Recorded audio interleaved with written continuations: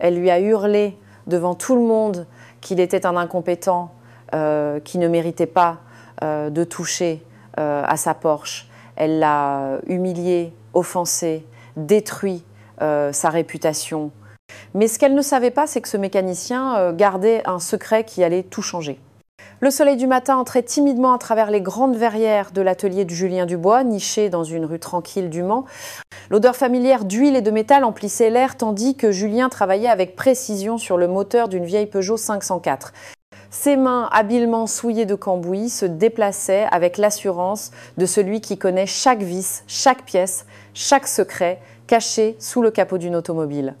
Julien avait 35 ans, mais son visage portait cette sérénité de celui qui a trouvé sa place dans le monde. Son bleu de travail était taché par l'expérience d'années de labeur honnête. Ses cheveux bruns, toujours un peu en désordre, lui donnaient un air humble et authentique. Son garage n'était pas grand ni luxueux, mais il était impeccable. Chaque outil à sa place, chaque coin nettoyé avec soin. C'était son royaume, petit mais digne. Le son strident d'un klaxon interrompit la paix matinale. 1, 2, 3 fois, insistant, impatient, arrogant. Julien leva les yeux et vit une Porsche 911 rouge rutilante se garer devant l'entrée du garage avec un freinage brusque. La lumière du soleil se reflétait sur la carrosserie lustrée comme un miroir. Du côté conducteur descendit une femme d'une 50aine d'années, blonde avec une coupe de cheveux courte et parfaite, Éléonore de la Roche. Elle portait un chemisier blanc immaculé et un pantalon beige qui coûtait probablement plus que ce que Julien gagnait en un mois. Des boucles d'oreilles en perles brillaient à chacun de ses mouvements nerveux. Son visage, marqué par une expression permanente de désapprobation, toisait le garage comme si elle était entrée dans un lieu indigne de sa présence. « Enfin, quelqu'un !» lança Éléonore d'une voix aiguë, marchant vers Julien d'un pas rapide et décidé. « Ma voiture fait un bruit épouvantable. Un bruit dans ma Porsche !» Julien s'essuya les mains sur un chiffon et s'approcha calmement. « Bonjour, madame. Faites-moi écouter. Quand avez-vous commencé à entendre ce bruit ?»« Je n'ai pas le temps pour vos questions, l'interrompit-elle brusquement. J'ai un événement capital ce week-end et ma Porsche doit être parfaite, vous comprenez ? Parfaite. » Julien hocha la tête patiemment et s'approcha de la voiture. Il ouvrit le capot avec précaution, ses doigts experts cherchant déjà des indices du problème. Le moteur était chaud et une odeur particulière lui dit immédiatement où regarder. Il se pencha, approchant son oreille, écoutant avec l'attention d'un médecin auscultant un patient. « Ne la touchez pas trop !» cria soudainement Éléonore, le faisant sursauter. « Cette voiture vaut plus que tout votre garage !» Deux clients qui attendaient dans la petite salle d'attente levèrent les yeux, embarrassés par la scène. Julien resta calme, respira profondément. « Madame, si vous voulez que je trouve le problème, je dois pouvoir examiner le moteur, dit-il d'une voix douce mais ferme. Vous, Éléonore rit avec mépris, le regardant de haut en bas, vous pensez pouvoir mettre vos mains sales sur ma Porsche. C'est une machine de haute précision, pas une de ces vieilles guimbardes que vous réparez d'habitude. » Ces mots tombèrent comme des pierres dans le garage silencieux. Julien sentit la chaleur monter à ses joues, non de colère mais d'humiliation. Les autres clients détournèrent le regard, gênés pour lui. « Madame, je suis un mécanicien professionnel », tenta d'expliquer Julien, gardant sa voix calme malgré la douleur qu'il ressentait. « Je peux vous aider à comprendre ce qui ne va pas. »« Assez !» Éléonore frappa la main sur le capot de la Porsche. « Je ne laisserai pas un mécanicien de province abîmer ma voiture. J'ai fait une erreur en venant ici. Je vais amener ma Porsche chez de vrais professionnels à Paris, là où les gens comprennent vraiment la valeur d'une telle machine. » Elle referma le capot avec force, monta dans la Porsche et, avec un dernier regard méprisant vers Julien, partit avec un crissement de pneus, ne laissant derrière elle que le bruit du moteur défectueux et un silence lourd comme du plomb. Julien resta immobile un instant, les mains encore sales de cambouis, le regard fixé sur la rue vide où la Porsche avait disparu. Les deux clients dans la salle d'attente le regardaient avec compassion. L'un d'eux, un monsieur âgé nommé Pierre, secoua la tête avec tristesse. « Ne t'en fais pas, Julien, dit Pierre d'une voix douce, cette femme ne sait pas qui tu es vraiment. » Mais les mots de réconfort ne pouvaient effacer la blessure. Julien retourna à son travail, mais quelque chose en lui s'était brisé. C'était pas la première fois que quelqu'un le jugeait, mais être humilié ainsi devant tout le monde dans son propre garage, c'était une blessure qui brûlait profondément. Il continua à travailler en silence, essayant de se concentrer, mais les mots d'Éléonore résonnaient dans son esprit. Mécanicien de province, main sale, vrai professionnel. La journée semblait soudain plus longue, plus lourde, plus grise. Les ombres du soir s'allongeaient sur le garage lorsque Julien ferma enfin le grand portail. Le bruit métallique de la serrure résonna dans l'espace vide, un son qui d'habitude le rassurait, mais ce soir-là, il ne semblait qu'amplifier le silence pesant qu'il portait. Il se retourna et regarda son atelier. Les murs peints en blanc étaient simples mais propres, les étagères remplies d'outils rangés avec précision, le sol en ciment poli malgré les années. Chaque chose à sa place, exactement comme son père le lui avait enseigné. Un mécanicien désordonné est un mécanicien qui ne respecte pas son travail, lui disait-il toujours. Julien marcha lentement vers son établi, passant la main sur la surface lisse en métal. Ce garage était plus qu'un simple lieu de travail. C'était son héritage, son lien avec un homme qui n'était plus là, mais qui continuait à vivre dans chaque recoin de cet espace. Son père avait bâti ce garage de ses propres mains, service après service, client après client, construisant non seulement une entreprise, mais une réputation basée sur l'honnêteté et le dévouement. Et aujourd'hui, cette réputation avait été piétinée. Julien prit ses clés à molette et commença à les nettoyer méthodiquement une par une. C'était un rituel qui le calmait, un mouvement répétitif qui lui permettait de réfléchir. Mais ce soir-là, les pensées étaient comme des épines. Les paroles d'Éléonore de la Roche ne cessaient de le tourmenter. Mécanicien de province, vrai professionnel, comme si ce qu'il faisait, le travail honnête de toute une vie, ne valait rien. La sonnette de la porte le fit sursauter. C'était Monsieur Pierre, le client âgé qui avait assisté à la scène humiliante du matin. Pierre avait 72 ans, des cheveux blancs toujours bien coiffés et conduisait une vieille Citroën DS que Julien maintenait en parfait état depuis des années. « Julien, mon garçon, dit Pierre en entrant avec un sourire bienveillant, je venais chercher ma voiture. Elle est prête ?» « Bien sûr, monsieur Pierre, répondit Julien en essayant de cacher la tristesse dans sa voix. Je l'ai terminée cet après-midi, elle tourne comme une horloge. Pierre prit les clés mais ne se dirigea pas vers la porte. Au lieu de cela, il regarda Julien droit dans les yeux avec cette expression paternelle que seuls les anciens savent avoir. « Tu penses encore à cette femme, n'est-ce pas ?» Julien baissa le regard, surpris d'être si transparent. « C'est difficile de ne pas y penser, monsieur Pierre, la façon dont elle m'a parlé devant tout le monde. » Pierre soupira et s'appuya contre l'établi. « Je connais cette femme de réputation, tu sais. Éléonore de la Roche, riche comme Crésus, mais vide comme une bouteille sans vin. Elle a une immense villa en dehors de la ville. Elle organise des événements caritatifs où tout le monde l'applaudit, mais elle traite les gens normaux comme de la poussière sous ses chaussures de luxe. » « Je ne comprends pas, dit Julien, la frustration évidente dans sa voix. J'ai seulement essayé de l'aider, de faire mon travail. »« Et cela fait de toi 10 fois l'homme qu'elle ne sera jamais, répondit Pierre fermement. Écoute-moi bien, Julien. J'amène ma voiture ici depuis que ton père a ouvert ce garage il y a 35 ans. J'ai vu cet endroit grandir.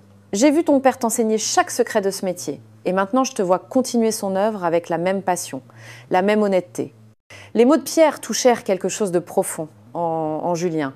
Il sentit un nœud dans sa gorge. « Tu sais combien de mécaniciens il y a au Mans ?» continua Pierre. « Des dizaines. Et tu sais combien d'entre eux prendraient soin de ma vieille déesse comme tu le fais ? Aucun. Parce que pour toi, c'est pas seulement un travail, c'est une vocation, c'est du respect, c'est de l'amour pour ce que tu fais. » Mais elle a dit « Elle ne sait rien. » Pierre haussa la voix, chose rare pour lui. Cette femme vit dans un monde où tout s'achète avec de l'argent. Elle ne comprend pas la valeur du travail honnête, du dévouement, de l'humilité. Tu es le meilleur mécanicien du Mans, Julien. Tout le monde le sait, sauf elle, parce qu'elle est trop occupée à regarder les gens de haut. Julien sentit quelque chose se dénouer en lui. La blessure n'était pas encore guérie, mais les paroles de Pierre étaient comme un baume sur une brûlure. « Merci, monsieur Pierre, dit-il sincèrement, vraiment. Vous ne savez pas à quel point ça compte pour moi. » Pierre lui donna une tape affectueuse sur l'épaule. « Garde la tête haute, mon garçon. Le temps a une drôle de façon de remettre les choses à leur place, tu verras. » Après le départ de Pierre, Julien resta seul dans le garage silencieux. Il regarda de nouveau autour de lui, mais cette fois avec des yeux différents. Il ne vit pas des murs simples, mais les rêves de son père. Pas seulement des outils, mais les années d'expérience qu'il représentait. Pas seulement un petit garage, mais un lieu où l'honnêteté valait plus que le luxe. Il éteignit les lumières et ferma à clé, emportant avec lui non seulement la fatigue de la journée, mais aussi une petite étincelle d'espoir que peut-être Monsieur Pierre avait raison. Peut-être que le temps remettrait vraiment les choses à leur place. La Porsche rouge filait sur l'autoroute en direction de Paris. Le moteur émettait toujours ce bruit agaçant qui faisait froncer les sourcils d'Éléonore. Chaque kilomètre parcouru était accompagné de ce son irritant qui lui rappelait sa visite dans ce garage insignifiant du Mans. « Mécanicien de province », murmura-t-elle pour elle-même avec mépris, serrant le volant de ses mains parfaitement manucurées. Comment avait-elle pu, ne serait-ce qu'envisager de laisser sa précieuse Porsche entre les mains de quelqu'un d'aussi ordinaire? Après 1 heure de route, Éléonore arriva enfin au garage Paris Luxe Moteur au cœur de Paris. C'était le genre d'endroit qu'elle aimait, des sols brillants comme des miroirs, des murs d'un blanc immaculé et des mécaniciens portant des uniformes si propres qu'on les aurait crus chirurgiens. Ici, on savait qui elle était, ici on la traitait avec le respect qu'elle méritait. « Madame de la Roche !» s'exclama le responsable, un homme d'une 40aine d'années aux cheveux gominés, se précipitant vers elle comme si la reine venait d'arriver. « Quel plaisir de vous revoir. Comment pouvons-nous vous servir aujourd'hui ?» Éléonore descendit de la Porsche avec un air dramatique. « Ma voiture fait un bruit épouvantable. J'ai besoin que vous la répariez immédiatement. J'ai un gala de charité très important samedi soir et je dois arriver avec cette voiture. » 2 mécaniciens s'approchèrent aussitôt de la Porsche, la traitant comme un joyau précieux. Éléonore sourit, satisfaite. Voilà comment on devait être traité, pas comme dans ce ridicule garage du Mans où ce mécanicien aux mains sales avait osé la regarder comme si elle était une personne normale. Aujourd'hui, je suis même allée chez un petit mécanicien local, raconta T.L. au responsable d'un ton moqueur. Pouvez-vous y croire? Un petit mécanicien de province qui pensait pouvoir mettre ses mains sur ma Porsche. Le responsable rit poliment comme on l'attendait de lui. « Oh, Madame de la Roche, vous ne méritez que le meilleur. Ici, nous avons les équipements les plus modernes de France. Nos techniciens sont formés directement par le constructeur. » Éléonore hocha la tête d'un air satisfait pendant que les mécaniciens examinaient la voiture. 20 minutes plus tard, le responsable revint avec une expression sérieuse. « Madame de la Roche, le problème est un peu plus complexe que nous le pensions. Nous devons commander des pièces spéciales. Cela prendra environ 4 ou 5 jours. » Le sourire d'Éléonore disparut instantanément. 4 ou 5 jours, vous n'avez pas compris. Mon événement est samedi, dans 3 jours. Nous comprenons parfaitement, madame, mais pas de mais, cria Éléonore, attirant l'attention de tout le garage. Payez ce que vous devez payer, mais faites arriver ces pièces aujourd'hui, je suis Éléonore de la Roche. J'organise l'événement caritatif le plus important du Mans ce week-end. Le responsable s'inclina légèrement. « Nous ferons tout notre possible, madame. Je vous promets que nous travaillerons jour et nuit pour votre Porsche. » Éléonore prit son sac de marque et se dirigea vers la sortie. « J'attends un appel d'ici demain avec de bonnes nouvelles et faites-moi savoir le coût. L'argent n'est pas un problème. » Ah ben... Alors qu'elle marchait vers le taxi qu'elle avait appelé, Éléonore était déjà au téléphone avec son assistante, parlant des détails de son gala de charité. L'ironie de la situation lui échappait complètement. Elle organisait un événement pour aider les moins fortunés, alors qu'elle venait d'humilier un travailleur honnête, simplement parce qu'il ne portait pas de vêtements coûteux. Le taxi la ramena à sa villa près du Mans, une grande demeure avec un jardin impeccable et des meubles élégants. Mais tandis qu'elle traversait les pièces vides ce soir-là, entourée d'objets chers mais seule, Éléonore ne s'arrêta pas un seul instant pour penser à la douleur qu'elle avait causée ce matin. Pour elle, des gens comme Julien étaient simplement invisibles, des outils à utiliser, pas des êtres humains à respecter. Et cette conviction était sur le point de lui coûter bien plus qu'elle ne pouvait l'imaginer. 2 jours s'étaient écoulés depuis qu'Éléonore avait laissé sa Porsche au garage parisien. 2 longs jours pendant lesquels elle avait dû conduire sa Mercedes, une voiture magnifique, certes, mais pas sa bien-aimée Porsche rouge. Pas celle que tout le monde s'attendait à la voir conduire à son événement. C'était le jeudi matin lorsque le téléphone sonna. Éléonore vit le nom du garage Paris Luxe Moteur sur l'écran et répondit immédiatement « Enfin, ma Porsche est prête !» Il y eut une pause embarrassée de l'autre côté. La voix du responsable semblait nerveuse, presque craintive. « Madame de la Roche, j'ai des nouvelles qui ne vont pas vous plaire. » Le cœur d'Éléonore s'arrêta un instant. « Qu'est-ce que ça veut dire ? » « Nous avons examiné plus en profondeur votre Porsche. Le problème est plus grave que nous le pensions initialement. La pièce que nous pensions pouvoir commander en France doit en fait venir directement d'Allemagne. »« Et alors ?» demanda Éléonore, même si au fond d'elle, elle savait déjà ce qu'elle allait entendre. « Cela prendra au moins 2 semaines, madame, peut être 3. C'est une pièce très spécifique. » 2 semaines, hurla Éléonore en se levant de sa chaise dans son élégant bureau. « Mon événement est après-demain, samedi soir. Vous comprenez ? Après-demain. » Je suis infiniment désolée, madame. Nous avons essayé tous nos fournisseurs. Nous avons appelé des contacts dans toute l'Europe. Mais cette pièce spécifique... Éléonore raccrocha avec rage, jetant son téléphone portable sur le canapé en cuir.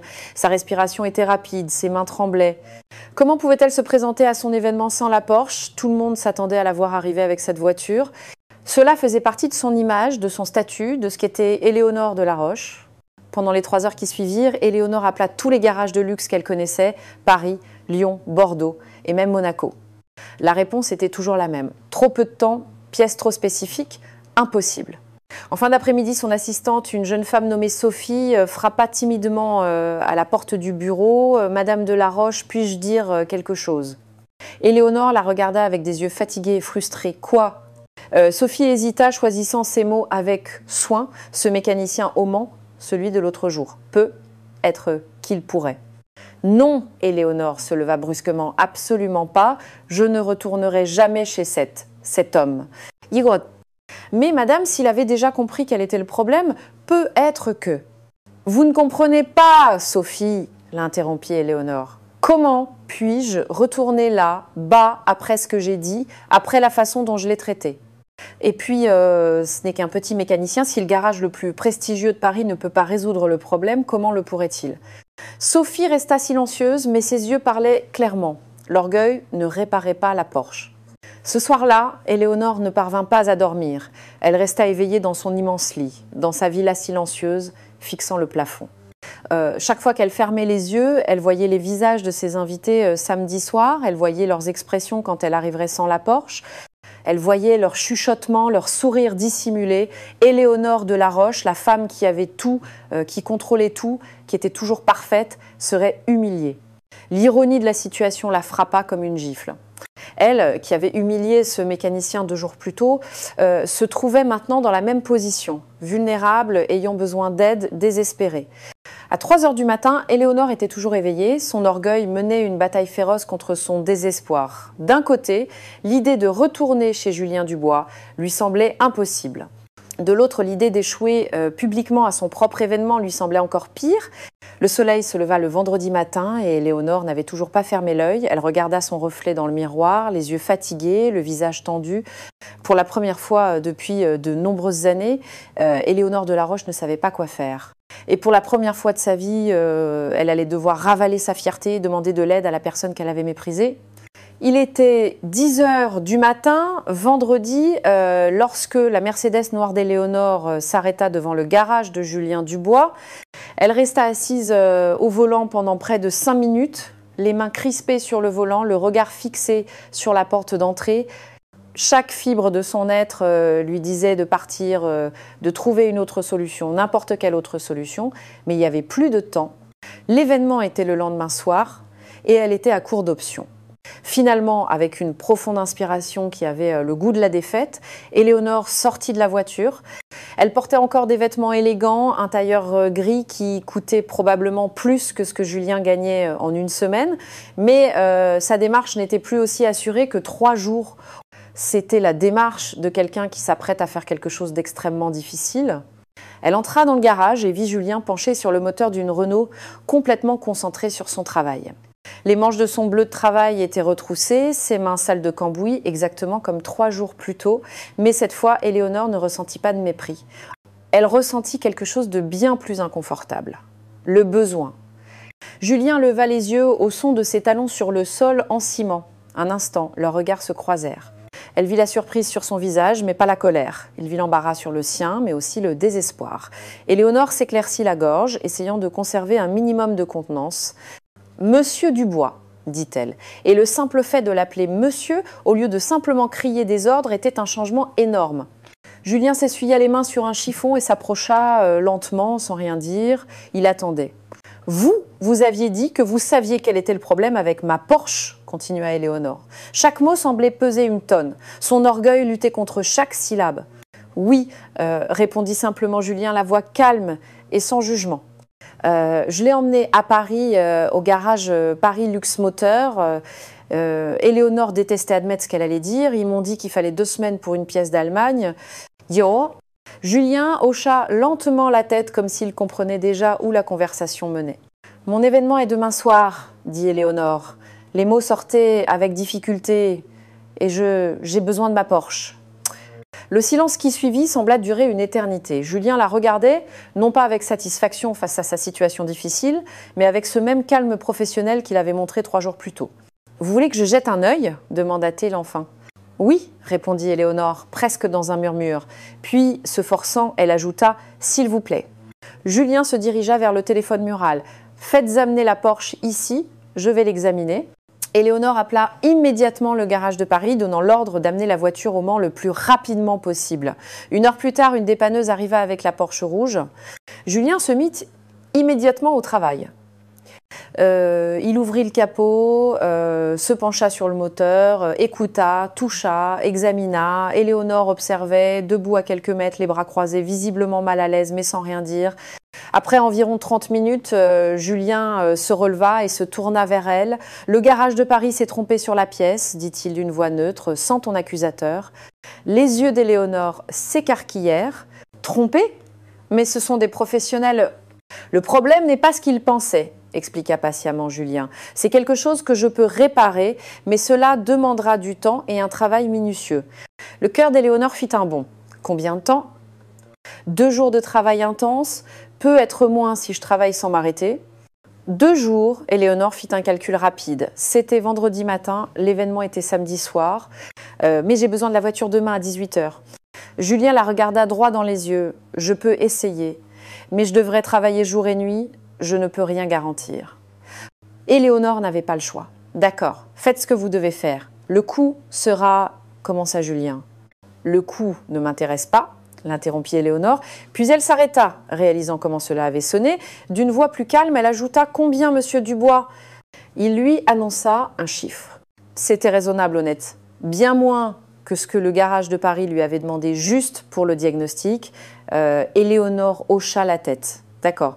Je vous appellerai demain pour... » Ce n'est pas la peine, dit Julien, se tournant déjà vers la Porsche. Si elle est prête, c'est moi qui vous appellerai. Et ainsi, sans plus de mots, Julien commença à travailler sur la Porsche de la femme qui, 3 jours plus tôt, l'avait humilié devant tout le monde. Éléonore resta là un instant, le regardant travailler, puis sortit silencieusement du garage. Pour la première fois depuis de nombreuses années, elle se sentait petite. Les heures passaient lentement dans la villa d'Éléonore. C'était le vendredi soir et elle ne parvenait pas à faire autre chose que de regarder l'horloge sur le mur de son salon. Chaque minute semblait une éternité, le téléphone était sur la table basse devant elle, silencieux, la tourmentant par son absence de nouvelles. À 20h30, le téléphone sonna enfin, Éléonore le saisit immédiatement. « Allô ? Madame de la Roche, c'est Julien Dubois. » Le cœur d'Éléonore s'accéléra. « La Porsche est prête ?»« Pas encore, répondit Julien d'une voix calme. « Mais j'ai de bonnes nouvelles. J'ai identifié le problème exact. Le garage de Paris avait fait un diagnostic complètement erroné. » Éléonore ressentit un mélange de soulagement et de colère. « Erroné ? Mais comment est-ce possible ? Ils ont les équipements les plus modernes, les meilleurs techniciens. Parfois, dit Julien avec patience, les équipements modernes ne remplacent pas l'expérience. Le problème n'était pas dans la pièce du moteur qu'il pensait. C'était quelque chose de plus simple, mais de caché. C'est pour ça qu'elle faisait ce bruit particulier. « Et vous pouvez le réparer ?» demanda Éléonore, la voix pleine d'un espoir désespéré. « Oui, j'y travaille déjà, mais ça va me prendre toute la nuit, peut être jusqu'à demain après-midi. » Éléonore regarda l'horloge. Son événement commençait à 19h le samedi soir. Si Julien finissait dans l'après-midi, elle aurait tout juste le temps de se préparer. « D'accord, dit-elle, la voix plus douce qu'elle ne l'avait jamais utilisée avec lui. « Merci, monsieur Dubois. » Il y eut une pause surprise de l'autre côté. C'était la première fois qu'Éléonore le remerciait. « Je vous tiendrai informé, dit Julien, avant de raccrocher. » Cette nuit-là, pendant qu'Éléonore était dans son lit, incapable de dormir, Julien était dans son garage, éclairé uniquement par les lampes de travail. Ses mains se déplaçaient avec une précision chirurgicale sur le moteur de la Porsche. Chaque mouvement était délibéré, attentif, empreint du dévouement que son père lui avait enseigné. « Traite chaque voiture comme si c'était la seule au monde », lui disait toujours son père. Et Julien le faisait, même quand cette voiture appartenait à quelqu'un qui l'avait traité sans respect. Les heures de la nuit s'égrenaient, minuit, 1h, 2h du matin. Julien travaillait sans relâche, ne s'arrêtant que pour boire de l'eau et étirer son dos endolori. Ses yeux le brûlaient de fatigue, mais ses mains continuaient de travailler avec la même précision. À l'aube du samedi, Julien avait fait des progrès significatifs. Le problème devenait de plus en plus clair. Il ne s'agissait pas seulement de remplacer une pièce, comme l'avait dit le garage de Paris. Il s'agissait de rééquilibrer, de régler, d'ajuster avec une précision millimétrique plusieurs composants qui travaillaient ensemble. À 8 h du matin, Julien fit un essai. Il démarra le moteur de la Porsche. Le bruit était toujours là, mais il était différent, plus faible. Il était sur la bonne voie. À 11 h, il essaya de nouveau. Le bruit avait presque disparu. Julien sourit pour la première fois depuis des heures. Il était en train de réussir. Il continua à travailler, les mains agissant par automatisme à cause de la fatigue, mais toujours précises. Il régla, écouta, ajusta, écouta de nouveau. C'était un dialogue silencieux entre lui et la machine, une conversation que seul un vrai mécanicien pouvait comprendre. À midi, M. Pierre passa devant le garage et vit les lumières allumées. Il entra et trouva Julien avec les yeux rouges et le visage fatigué, toujours penché sur le moteur de la Porsche. « Julien, tu as été ici toute la nuit ?» Julien leva les yeux et hocha la tête. « Presque fini, monsieur Pierre, presque. » Pierre secoua la tête avec un mélange d'admiration et d'inquiétude. « Cette femme ne mérite pas tout ce dévouement. »« Peut-être pas, » répondit Julien en retournant à son travail. « Mais ma réputation, si. Et mon père m'a appris à toujours finir ce que je commence. » À 14 h, Julien fit le dernier test. Il démarra le moteur de la Porsche. Le son était parfait, pur, puissant, exactement comme il devait être. C'était fait. Julien prit le téléphone, les mains tremblantes de fatigue, et appela Éléonore. « Madame de la Roche, dit-il quand elle répondit instantanément, « votre Porsche est prête. » Éléonore arriva au garage 20 minutes après l'appel de Julien. Elle descendit de sa Mercedes avec une hâte qu'elle n'avait jamais montrée auparavant, le cœur battant à tout rompre. C'était pas seulement l'anxiété pour la Porsche, c'était quelque chose de plus complexe, quelque chose qu'elle ne parvenait pas encore à définir. Quand elle entra dans le garage, la scène la frappa immédiatement. Julien était appuyé contre l'établi, le visage marqué par une profonde fatigue, ses yeux étaient rouges, ses paupières lourdes. Son bleu de travail était encore plus sale que la veille, taché de graisse fraîche. Il avait travaillé toute la nuit, pour elle, pour sa Porsche. « Monsieur Dubois », dit Éléonore, la voix étrangement douce. Julien leva les yeux et lui fit un petit signe de tête. « Madame de la Roche, la Porsche est prête. Vous voulez l'essayer ?» Éléonore hocha la tête et s'approcha de sa voiture rouge. Elle était lustrée, propre, comme si Julien l'avait même lavée malgré tout le travail sur le moteur. Elle monta à bord, inséra la clé et démarra le moteur. Le son était parfait, absolument parfait. Aucun bruit étrange, aucune vibration, seulement le vrombissement pur et puissant qu'une Porsche devait avoir. Éléonore coupa le moteur et resta assise un instant, les mains encore sur le volant, essayant de comprendre ce qu'elle ressentait. Elle descendit lentement de la voiture et regarda Julien. « Elle est parfaite. Laito. J'ai aussi fait quelques ajustements supplémentaires, dit Julien, la voix rauque de fatigue, des petites choses que j'ai remarquées en travaillant. Rien de grave, mais maintenant la voiture fonctionne mieux qu'avant. » Éléonore le regarda, confuse. « Des ajustements supplémentaires ? Et combien cela coûtait, il en plus ?» Julien secoua la tête. « Rien. C'était de petites choses. Quand je travaille sur une voiture, je la laisse toujours en meilleur état que je ne l'ai trouvée. » Et à cet instant, quelque chose en Éléonore commença à se briser. Elle regarda cet homme fatigué, aux mains sales et au visage marqué par l'épuisement, qui avait travaillé toute la nuit pour une femme qui l'avait humilié publiquement. Et non seulement il avait réparé sa voiture, mais il l'avait améliorée sans rien demander en retour. Pour la première fois, Éléonore regarda vraiment le garage, non pas avec les yeux du jugement, mais avec les yeux de quelqu'un qui veut voir. Les murs étaient simples, oui, mais impeccablement propres. Les outils, bien que vieux, étaient parfaitement organisés. Chaque chose avait sa place. Il y avait un ordre, un soin, un respect pour le travail qui transparaissait de chaque recoin. Sur le mur, elle remarqua des photographies qu'elle n'avait pas vues la première fois. Julien, enfant, à côté d'un homme plus âgé, tous deux souriant devant le garage. Julien, adolescent avec le même homme, apprenant à travailler sur un moteur. La dernière photo montrait seulement l'homme plus âgé avec un sourire bienveillant et des mains ridées. « Votre père ?» demanda Éléonore en montrant les photos. Julien suivit son regard et hocha la tête. « Oui, c'était son garage, il m'a appris tout ce que je sais. » C'était un homme bien, dit Éléonore, se surprenant elle-même par la sincérité de sa voix. « Le meilleur, répondit Julien avec un sourire triste. Il me disait toujours, Julien, peu importe qui entre par cette porte, riche ou pauvre, gentil ou impoli, notre travail reste le même. Nous faisons le mieux que nous pouvons. » Les mots frappèrent Éléonore comme un coup de poing à l'estomac. Impoli, répéta-t-elle doucement. Le mot semblait la décrire parfaitement. À ce moment-là, une dame âgée entra avec un doux sourire. « Julien, j'ai vu que les lumières étaient allumées toute la nuit. Tu vas bien ?» « Je vais bien, Madame Marie, répondit Julien avec une affection sincère, juste un travail urgent. La dame remarqua Éléonore et lui sourit. « Vous avez de la chance d'avoir Julien qui travaille sur votre voiture, c'est le meilleur et le plus honnête. Il a sauvé ma vieille voiture tant de fois et ne m'a jamais demandé un centime de plus que ce qui était juste. » Éléonore regarda la scène avec des yeux nouveaux. Elle vit la façon dont Julien traitait la vieille dame avec le même respect qu'il aurait accordé à un client riche. Elle vit la gratitude sincère dans les yeux de la femme. Elle vit une communauté, un lien, quelque chose que son argent n'avait jamais pu acheter. « Merci, Madame Marie, dit doucement Julien, votre voiture sera prête mardi. » Quand la dame partit, Éléonore resta silencieuse, regardant Julien avec une expression qu'il ne parvenait pas à déchiffrer. Quelque chose en elle était en train de changer et pour la première fois depuis de nombreuses années, Éléonore de la Roche commençait à voir le monde différemment. Éléonore ne parvenait pas à bouger. Elle resta là, dans le garage, même après le départ de Madame Marie. Julien avait recommencé à ranger ses outils, nettoyant méthodiquement chaque pièce avant de la remettre à sa place. Il y avait quelque chose de presque méditatif dans ces mouvements, un calme qu'Éléonore n'avait jamais connu dans sa vie trépidante. « Un café » demanda soudainement Julien, désignant une vieille machine dans un coin du garage.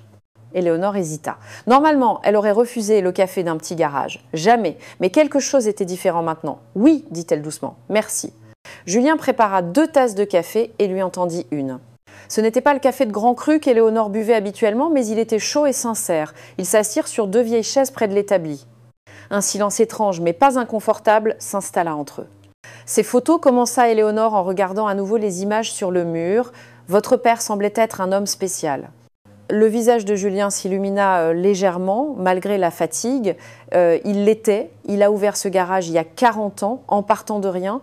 Juste lui, ses outils et le rêve de faire un travail honnête. « Et vous avez suivi ses traces » dit Éléonore, plus comme une observation qu'une question. « Je n'aurais pas pu faire autrement » répondit Julien avec un petit sourire. Grandir ici, le regarder travailler chaque jour, il ne réparait pas seulement des voitures, il construisait des relations, gagnait la confiance. Il me disait toujours, Julien, dans ce monde, tu peux avoir tous les équipements modernes du monde, mais si tu n'as pas le cœur juste, tu ne vaux rien en tant que mécanicien. Éléonore sentit quelque chose lui serrer la poitrine. Pourquoi n'avez-vous pas un garage plus grand, plus moderne avec votre talent? Vous pourriez... Je pourrais avoir beaucoup de choses, l'interrompit gentiment Julien. Mais à quel prix? Ce garage a une âme. Je connais chaque client par son nom, je connais leurs soucis, leurs histoires. Madame Marie que vous venez de voir vient ici depuis 30 ans. Sa voiture a 18 ans et chaque fois que je la répare, je sais qu'elle pourrait probablement en acheter une neuve. Mais cette voiture appartenait à son mari avant qu'il ne meure. Alors pour elle, ce n'est pas juste une voiture. Et vous la réparez avec soin, dit Éléonore à voix basse, comprenant enfin. Exactement. Ce ne sont pas que des boulons et des moteurs. Ce sont des souvenirs, des rêves, des morceaux de la vie des gens. Julien regarda son garage avec une fierté tranquille. Un grand garage de luxe, j'aurais plus d'argent, mais je perdrais ça. Et ça vaut plus que tout l'argent du monde. Les mots pénétrèrent profondément en Éléonore. Elle avait toujours mesuré le succès en chiffres, en statuts, en objets coûteux. Mais cet homme possédait quelque chose que tout son argent n'avait jamais pu acheter. Un but, une communauté, un respect sincère. Après la mort de mon père, continua Julien, j'ai eu des offres. Des gens voulaient acheter ce garage, le transformer en autre chose. Mais je ne pouvais pas. Ça aurait été comme trahir tout ce qu'il m'avait enseigné. Alors je suis restée et chaque matin, quand j'ouvre cette porte, je sens encore sa présence ici. Éléonore resta silencieuse, les larmes inexplicablement proches. Elle regarda Julien, cet homme qu'elle avait appelé un mécanicien de province, qu'elle avait méprisé pour ses mains sales, et pour la première fois, elle vit qu'il était vraiment pas un simple mécanicien, mais un artisan, un homme d'honneur, quelqu'un qui comprenait la valeur des choses qui ne s'achètent pas. Commença Éléonore, la voix tremblante, j'ai été odieuse avec vous. Ce que j'ai dit, la façon dont je vous ai traité... Julien la regarda avec des yeux bienveillants mais fatigués. Les gens disent des choses quand ils sont stressés. Non, dit Éléonore fermement, trouvant enfin le courage. C'est pas que ça. J'ai été cruelle, arrogante. Je vous ai manqué de respect de la manière la plus honteuse qui soit. Et vous, vous avez travaillé toute la nuit pour moi, vous avez amélioré ma voiture sans rien demander, vous avez traité ma Porsche avec plus de respect que je ne vous en ai jamais montré. Le silence qui suivit était rempli de vérités non dites, des vérités qu'Éléonore commençait enfin à comprendre sur elle-même. Éléonore ouvrit son sac, les mains légèrement tremblantes. « Combien je vous dois, monsieur Dubois ?» Julien prit une feuille et écrivit rapidement la facture. Il la lui tendit sans rien dire. Éléonore regarda le chiffre et ses yeux s'écarquillèrent de surprise. C'était exactement ce qu'il lui avait dit 2 jours plus tôt. Rien de plus. Malgré la nuit de travail, malgré les améliorations supplémentaires, malgré tout. Mais vous avez travaillé plus de 24 heures, dit Éléonore, la voix incrédule. Vous avez fait bien plus que ce que nous avions convenu. Je peux payer plus, je veux payer plus. Le prix est juste, l'interrompit gentiment Julien. J'ai fait ce qui devait être fait. Je ne demande jamais plus que le juste prix. Éléonore le regarda comme si elle voyait un extraterrestre. Dans son monde, tout le monde essayait toujours d'obtenir le maximum. Personne ne se contentait du juste prix quand il pouvait demander plus. Mais cet homme était différent. Prenez au moins ça, dit Éléonore, en sortant de son sac un billet bien plus important que la somme demandée pour le dérangement, pour la nuit blanche, pour... Non merci, dit Julien avec un sourire fatigué mais ferme. Madame de la Roche, je ne fais pas ce travail pour l'argent. Je le fais parce que j'aime ce que je fais. Un travail bien fait est ma récompense. Savoir que cette Porsche fonctionne parfaitement, que vous pouvez aller à votre événement sans souci, ça me suffit. Éléonore sentit les larmes menacées de couler. En 50 ans de vie, personne n'avait jamais refusé son argent, personne n'avait jamais dit « ça me suffit » quand il pouvait avoir plus. C'était un concept si étranger à son monde qu'elle avait presque du mal à le comprendre. Vous êtes une personne extraordinaire, murmura Éléonore, la voix brisée par l'émotion. Julien secoua la tête. « Je suis juste un mécanicien qui fait son travail, madame. Rien d'extraordinaire. » Mais c'était extraordinaire et Éléonore le savait. Elle paya la somme exacte que Julien avait demandée. Chaque euro lui semblait un coup de poing à sa conscience. Cela aurait dû être 10 fois plus, 100 fois plus. « Votre Porsche est prête pour l'événement, dit Julien en lui tendant les clés. J'ai tout vérifié, l'huile, les freins, les pneus. Elle roulera comme dans un rêve. » Éléonore prit les clés, leurs doigts se frôlèrent un instant. « Monsieur Dubois, je ne sais pas comment vous remercier. »« Ce n'est pas la peine, répondit simplement Julien. Allez, à votre événement, amusez-vous. » C'est pour ça que les Porsche existent, non? Pour être conduites, pour apporter de la joie. Éléonore monta dans sa Porsche rouge. Le moteur s'alluma avec un vrombissement parfait, puissant, magnifique. Elle était meilleure qu'elle ne l'avait jamais été. Elle pouvait le sentir. Cette perfection que seul un vrai maître pouvait atteindre. Pas l'efficacité froide d'un grand garage, mais la touche attentive de mains qui aimaient vraiment leur travail. Elle regarda Julien à travers la vitre. Il se tenait là, dans son bleu de travail sale, le visage fatigué mais serein, les mains encore tachées de cambouis.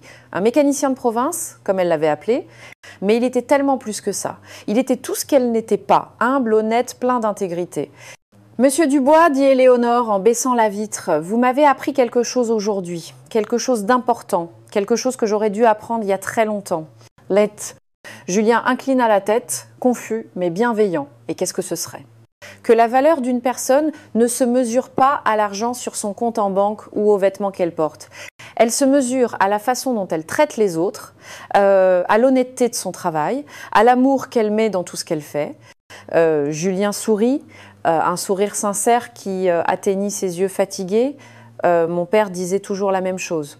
C'était un homme sage, dit Éléonore. Et cette fois, les larmes coulèrent librement. Et vous l'êtes aussi. Elle enclencha une vitesse, mais avant de partir, elle se tourna une dernière fois. « Je reviendrai, monsieur Dubois. Et cette fois, je serai une meilleure personne. » Et sur ces mots, Éléonore de la Roche s'en alla, laissant derrière elle non seulement le garage, mais aussi la personne arrogante qu'elle avait été pendant tant d'années. Le gala de charité du samedi soir fut un succès extraordinaire. Éléonore arriva dans sa Porsche rouge parfaite et tout le monde se retourna pour l'admirer, mais ce soir-là, quelque chose était différent. Elle était différente. Tandis qu'elle parlait aux invités, souriait pour les photographes et levait des fonds pour la bonne cause, ses pensées revenaient sans cesse à un petit garage du Mans, aux mains sales de cambouis d'un homme qui avait fait preuve de plus de classe et de dignité que quiconque dans cette salle remplie de gens riches. L'ironie ne lui échappa pas. Elle organisait des événements pour aider les moins fortunés, mais elle avait traité un travailleur honnête comme un déchet. Elle parlait de gentillesse et de générosité devant des centaines de personnes, mais elle n'avait montré ni l'une ni l'autre à quelqu'un qui le méritait vraiment. Cette nuit-là, Éléonore dormit peu. Et le lundi matin, au lieu d'aller à son bureau, elle se rendit directement au garage de Julien. Quand elle entra, Julien travaillait sur une vieille Fiat. Il leva les yeux, surpris de la voir. « Madame de la Roche, un problème avec la Porsche ?»« Non, » dit rapidement Éléonore. « La Porsche est parfaite. Plus que parfaite. » Elle prit une profonde inspiration. « Je suis venue pour m'excuser, vraiment m'excuser. » Julien posa ses outils, lui accordant toute son attention. « Ce que je vous ai dit mercredi, » continua Éléonore, la voix tremblante, « était impardonnable. Je vous ai humilié devant d'autres personnes. Je vous ai traité comme si vous étiez moins que rien, simplement parce que j'étais arrogante et aveugle. Vous ne méritiez rien de tout ça. » Madame de la Roche, commença Julien. « S'il vous plaît, laissez-moi finir, » l'interrompit-elle gentiment. « Vous avez travaillé toute la nuit pour moi. Vous avez réparé ma voiture mieux qu'un garage de luxe parisien n'aurait jamais pu le faire. Vous avez refusé un supplément d'argent que vous méritiez. Et tout ça après que je vous ai traité de la pire des manières. » Les larmes coulaient maintenant librement sur son visage. « Vous m'avez donné une leçon sur ce que signifie être une personne bien, sur le travail honnête, la dignité et le respect. » Julien écouta en silence, ses yeux bienveillants mais attentifs. « Pouvez-vous me pardonner ?» demanda Éléonore, la voix à peine un murmure. Julien esquissa un petit sourire. « Il n'y a rien à pardonner, Madame de la Roche. Tout le monde mérite une seconde chance. Comment puis-je réparer ce que j'ai fait ?» Julien réfléchit un instant. « Continuez à traiter les gens avec le respect qu'ils méritent. Toutes les personnes, peu importe qui elles sont ou ce qu'elles font, c'est suffisant. » Éléonore hocha la tête, essuyant ses larmes. « Je le promets, et il y a autre chose. J'ai parlé à certains de mes amis. Ils ont des voitures de luxe et ont besoin d'un mécanicien en qui ils peuvent vraiment avoir confiance, quelqu'un d'honnête, quelqu'un d'exceptionnel. » Elle fit une pause. « Puis-je leur donner votre numéro ?» Julien sourit. « Si vous le souhaitez, bien sûr. » Dans les semaines qui suivirent, la vie de Julien changea. Éléonore tint parole, recommandant son garage à des dizaines de personnes. Des clients avec des Porsche, des Aston Martin, des Maserati commencèrent à arriver. Mais Julien resta le même prix honnête, même dévouement, même respect pour chaque client, riche ou pauvre. Le garage prospéra, mais la vraie richesse de Julien ne résidait pas dans les nouveaux clients ou les gains plus importants.